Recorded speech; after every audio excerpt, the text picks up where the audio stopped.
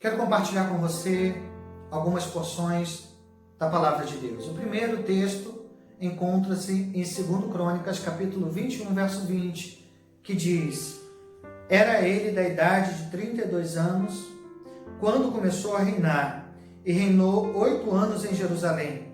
E se foi sem deixar de si saudades.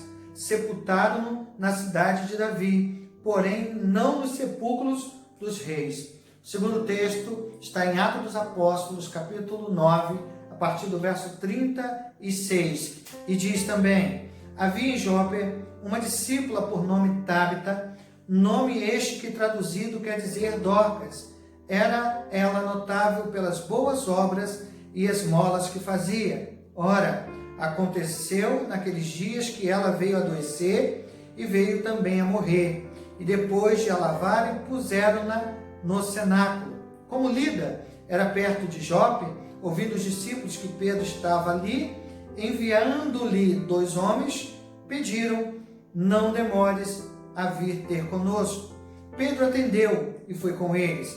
Tendo chegado, conduziram-no para o cenáculo, e todas as viúvas cercaram, chorando e mostrando-lhe túnicas e vestidos que Dorca fizeram enquanto estava com elas. Palavra de Deus para os nossos corações.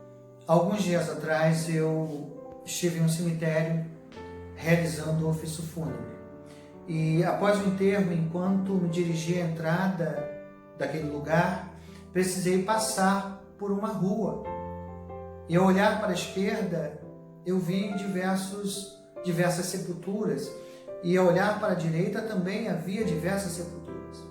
E durante aquele curto percurso de alguns minutos até a entrada do cemitério, eu pude pensar, relembrar 2 lições para a minha vida.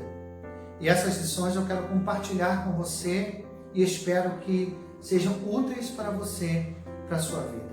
A primeira lição se deu quando, olhando para as sepulturas, pude perceber que haviam sepulturas de crianças, haviam sepulturas de jovens. E ao ver essas sepulturas, me fez pensar no fato de que eu tenho de estar preparado para me encontrar com Deus a qualquer momento. Assim como aqueles jovens e aquelas crianças, na flor da idade, foram colhidas por Deus, eu também tenho que estar preparado, porque eu não sei o dia de amanhã. Eu não sei se eu vou passar esta noite. Eu não sei quanto tempo Deus me deu. Por isso eu preciso estar preparado para me encontrar com o meu Criador. Você está preparado, preparada para encontrar-se com o seu Criador? Ou você tem medo? Ou você tem medo desse encontro? Ou você tem medo do que acontecerá quando você fechar os seus olhos? Será que você imagina que não existe nada além desta vida? Ou será que você imagina que a sua vida será uma vida no lugar que é de ranger de dentes, de dor? Eu creio que quando eu fechar os meus olhos, eu abrirei na eternidade e verei o meu Mestre. Em que você crê? Primeira lição é: precisamos estar preparados para o dia em que Cristo nos chamar para si. A segunda lição foi também enquanto estava caminhando.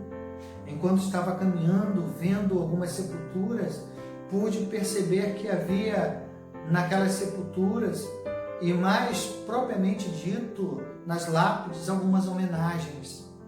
Homenagens àqueles que se foram.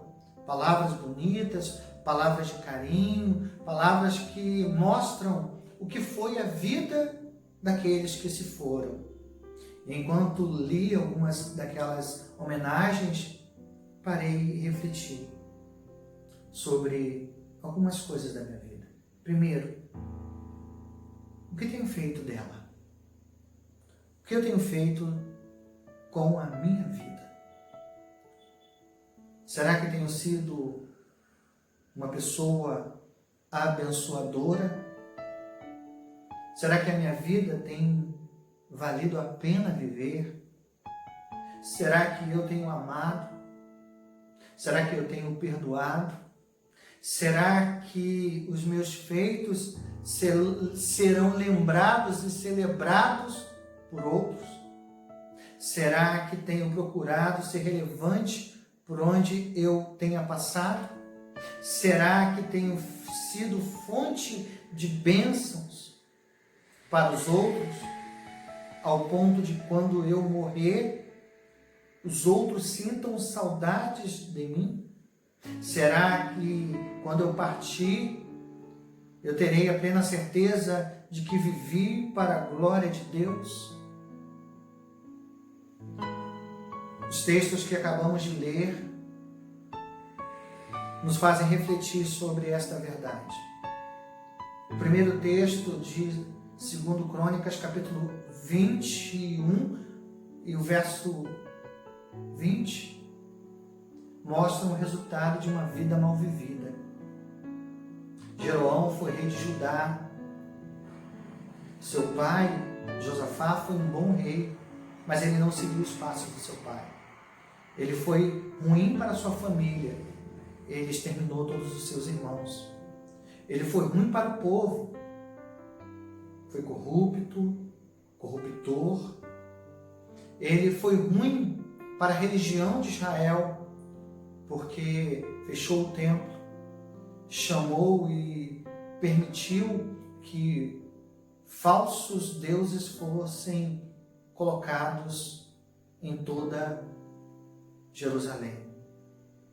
Ele foi ruim para si, e nós sabemos que o salário do pecado é a morte. E sabemos que nós colhemos o que plantamos. Ele colheu vento, ele plantou vento e colheu tempestade.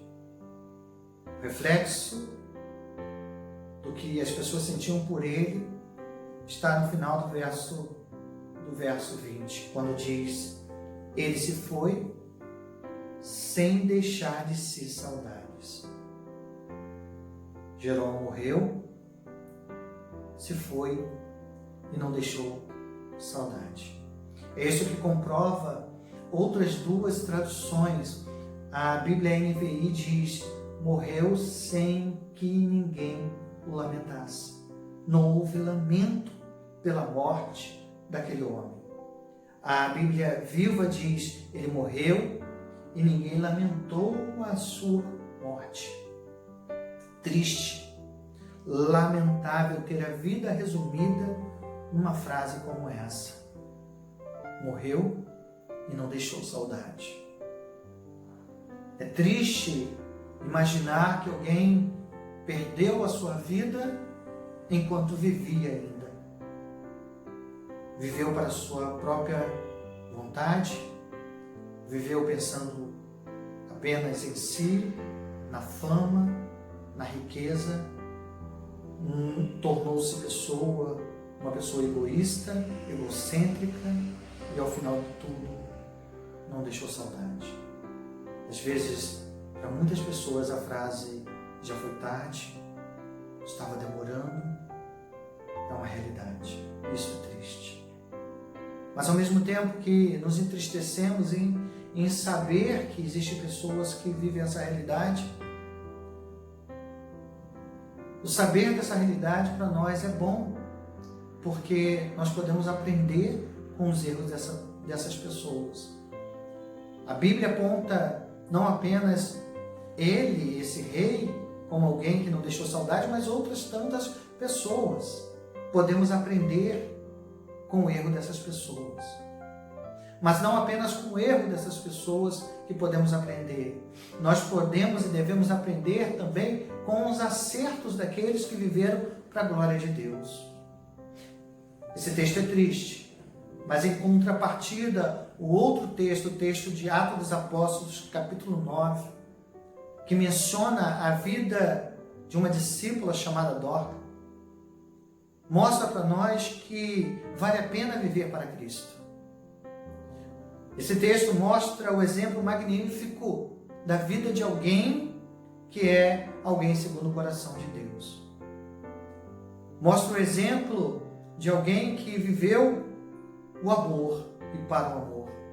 Viveu para servir e não para ser servido. A vida dela foi uma vida maravilhosa.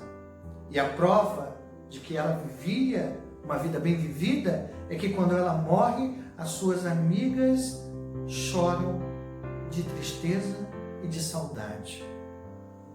Quem era essa mulher? Quem era Dorcas? Dorcas era uma discípula, era uma mulher que amava o próximo, assim como Cristo a amou. Esse amor era tão profundo, tão grande, que ela se importava muito mais em servir a quem precisava do que servir a si mesmo. E é por esse motivo que ela se fez uma pessoa inesquecível. Nenhuma daquelas pessoas que conviveram com Dorcas jamais esqueceriam dela. Porque ela foi uma mulher segundo o coração de Deus. Porque ela amou de forma extraordinária. Dorcas, com esse amor sem medida, ela foi um grande testemunho para o Senhor. O amor, e é por amar um ao outro que o mundo conhecerá que nós somos filhos de Deus. Quando nós nos amamos, quando nós nos doamos pelo outro, nós estamos mostrando que somos nova criação e que nascemos de novo. Ela foi um testemunho, um exemplo para muitos cristãos. Ela recebeu talentos, dons, como eu e você recebemos. E ela usou os seus dons, os seus talentos para o serviço do Senhor. É isso que diz o verso 30, 39.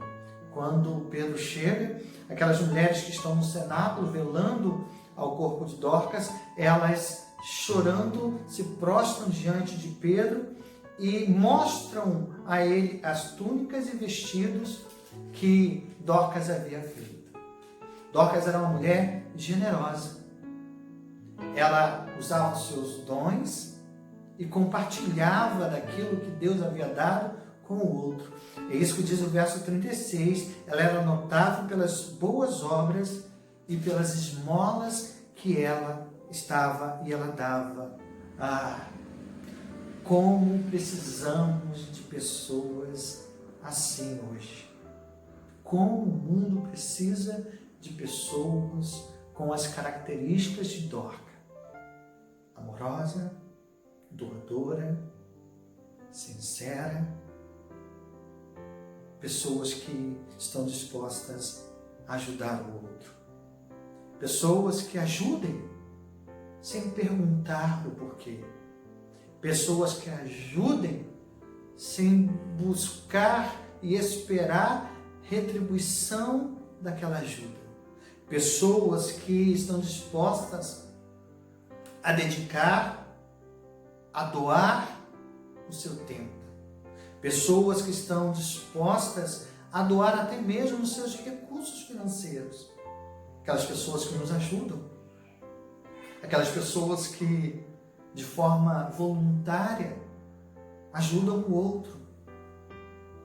Ajudam com uma cesta básica, ajudam com um item da cesta básica, ajudam com fraldas, ajudam com aquilo que o outro necessita. Mas principalmente pessoas que estão dispostas a dar um ombro amigo. Mas mais do que isso, pessoas que estão dispostas a orar por outras pessoas. Pessoas que estão dispostas a orar e a falar do amor de Deus para essas pessoas. Porque orar e falar do amor de Deus para outras pessoas é o que de mais importante e melhor podemos dar para quem amamos.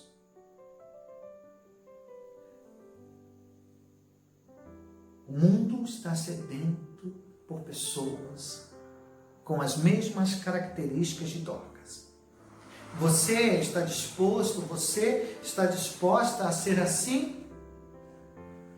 Em meio à pandemia, em meio à crise, em meio à dor? Será que você está disposto a ser luz, a ser sal, a ser agente de esperança? Nós estamos vivendo dias difíceis, mas uma porta foi aberta por Deus e temos a chance de marcar a vida de outras pessoas, seja com apenas um gesto de amor, seja com um conselho, seja com um ombro amigo, seja com uma experiência compartilhada, seja com uma atitude que para nós parece ser uma atitude pequena, mas que pode fazer grande diferença na vida de outra pessoa. Quem você quer ser? Nós temos duas escolhas: a viver uma vida bem vivida,